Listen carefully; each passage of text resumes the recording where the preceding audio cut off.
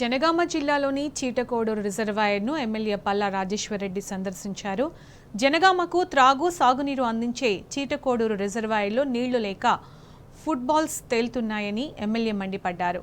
గోదావరి ఉధృతంగా పారుతున్న ఎత్తిపోతలను ఎవరు అడ్డుకుంటున్నారని నీటిపారుదల శాఖ సిఈ అశోక్ను ఎమ్మెల్యే ప్రశ్నించారు.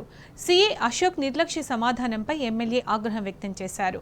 బీఆర్ఎస్ ప్రభుత్వం ఎత్తిపోతలకు అన్ని సౌకర్యాలను కల్పించినా నీటిని ఎందుకు విడుదల చేయడం లేదంటూ సిఈ అశోక్ను నిలదీశారు.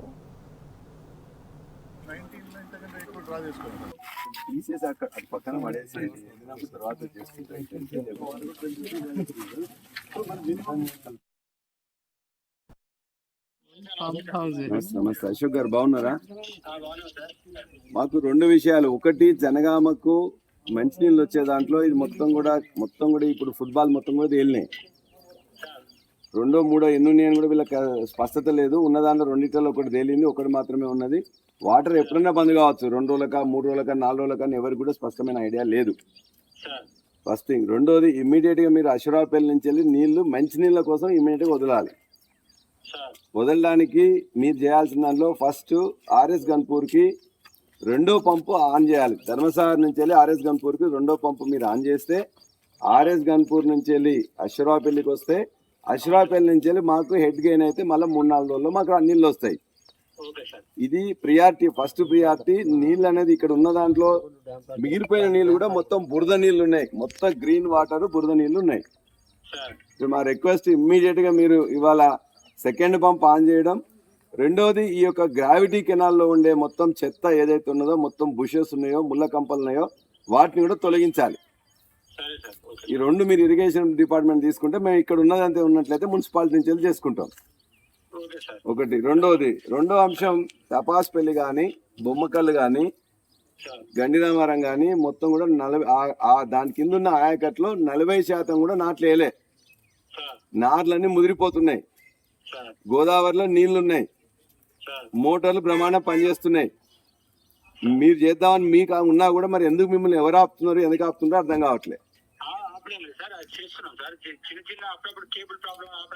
కేబుల్ ప్రాబ్లం ఏంటి సార్? 2 నెలల నుంచి వెళ్ళి జూన్ 1 నుంచి వెళ్ళి ఇవాటి ఆగస్టు 2 వరకు 2 నెలల నుంచి వెళ్ళి గోదావరి మొత్తం మీద ఇలా 50-60 క్యూసెక్ టీఎంసీల నీళ్లు పోతున్నాయి. సమ్మక్క సారక్క దగ్గర మినిమం 6 లక్షలు 7 లక్షలు పోతున్నాయి. దానికి మొత్తం సిస్టమ్ ని 3 పెద్ద మోటార్స్ ని అక్కడి నుంచి లేపడానికి కరెంటు పెడితేమి, మోటార్లు పెడితేమి, కాలువలు పెడితేమి, రిజర్వాయర్లు పెడితేమి. ఏమి దురదృష్టం అండి ఇది! ఏం చేస్తున్నారు ఇప్పటిదాకా? 2 నెలల గతంలో మీరు ఉన్నారు కదా, ఈ 2 నెలల్లో ఎప్పుడన్నా నీళ్లు రాకుండా మొత్తం తపాస్పల్లి గండిరామారం ఎండిపోయినా ఉన్నాయి ఆ సందర్భాలు. మరి ఎందుకు అట్లా జరుగుతున్నది? ఏం రోగం?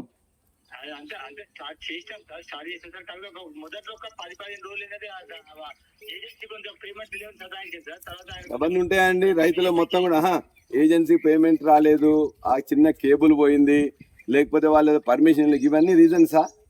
ఒక అద్భుతమైన సిస్టమ్ మీకు ఉన్న తర్వాత, లిఫ్టింగ్ సిస్టమ్ ఉండి, రిజర్వాయర్లు ఉండి, రైతులు సిద్ధంగా ఉంటే 2 నెలల నుంచి వెళ్ళి వాళ్ళకు మొత్తం నార్లు మొత్తం ముదిరిపోతుంటే, అది అశోక్ కుమార్ గారు మీరు దయచేసి ప్రజలకు లేకపోతే రైతుల ఆలోచించి చేయండి. ఇమ్మీడియట్గా మీరు ఏదుందో ధర్మసాగర్ నుంచి వెళ్ళి గండిరామారం కూడా ఇవాళ ఇమ్మీడియట్గా ఆన్ చేయండి. అదేవిధంగా మాకు అశ్వరాపల్లికి కూడా ఇమ్మీడియట్గా ఇవాళ రేపు మొత్తం కూడా క్లీనింగ్ అయిపోతే బుషెస్ ఆర్ఎస్ గన్పూర్ నుంచి నీళ్ళు వదిలేందుకు ఒక 3 రోజుల తర్వాత వదలండి. కొద్దిగా హెడ్ గెయిన్ అయిన తర్వాత, హెడ్ గెయిన్ కావడానికి 2nd పంప్ కూడా ఆన్ చేయండి. చేస్తారు కదా, ఇందులో మీకు ఏమి అనుమానాలు లేవు కదా? గండిరామారం కూడా అటు ఆన్ కావాలి, ఇటువైపు కూడా ఆర్ఎస్ గన్పూర్ కూడా ఆన్ కావాలి. రెండోది.